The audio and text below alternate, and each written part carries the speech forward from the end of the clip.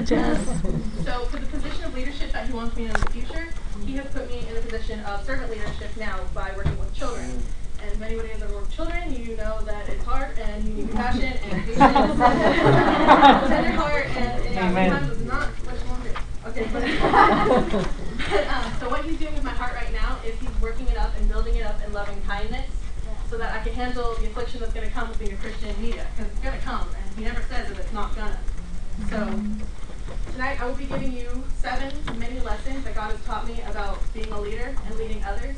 And these are pretty relative, so they might not apply to everybody, or you might be able to get like 1 or 2 things out of them.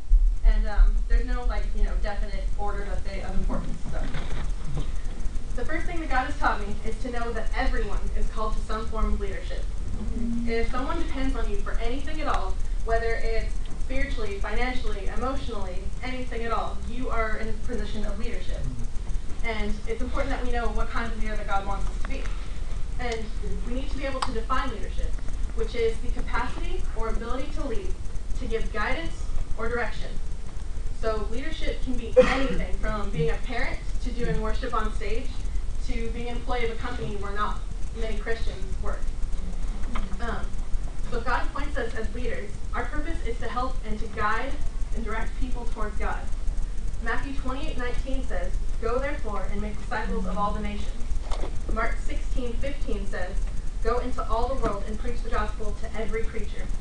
If you are in a position of leadership, you are in a position to show the face of God to people and to speak who God really is and to be his hands and feet. The second thing that God has taught me is to know the difference between being a leader that is in the world and being one that is of the world. A leader that is of the world wants to make his own name famous. But a leader that is in the world, one that has been appointed by God, wants to see God's name become famous. Amen. John 15:19 says, "If you were of the world would love its own. Yet because you are not of the world, but I chose you out of the world, therefore the world hates you." Now, this verse, whilst clearly stating that God chooses us out of the world, also shows us that we will be hated because we are not of it, that we're not like people who are of the world. But no matter what affliction that comes, even if it means bruising your ego or keeping your mouth shut whenever you really want to say something, it's important that we don't retaliate back and that we keep steadfast, which brings me to my third point.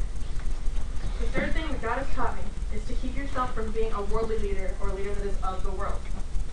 So a more simplified explanation of saying the fact that we are in the world but not of it is to say that we are temporary residents of earth, but heaven is our real home. We're paying rent on earth, but our mortgage is paid off in heaven.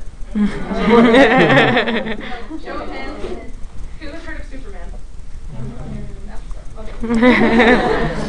Alright, so something that very few people know about Superman is that his costume, with the big S, and I don't know what the tags are for, but it's made from the blanket that he was wrapped in as a child when he was sent to Earth. These are his real clothes. What he wears in public, the suits, the ties, the glasses, that is his disguise. That is his alter ego. Superman is who he really is. It was who he was born to be. But Clark Kent is who he pretends to be. It is somebody that he invented. In parallel, the people that we are on Earth is our alter ego. It's our disguise. And to help us remember that we are in the world but not of it, we have to know that who we really are is the clothing that we were sent to Earth with. Do you guys want to know what it is? Yeah. Mr. Kenneth knows what it is. Yeah. Ephesians 6:13.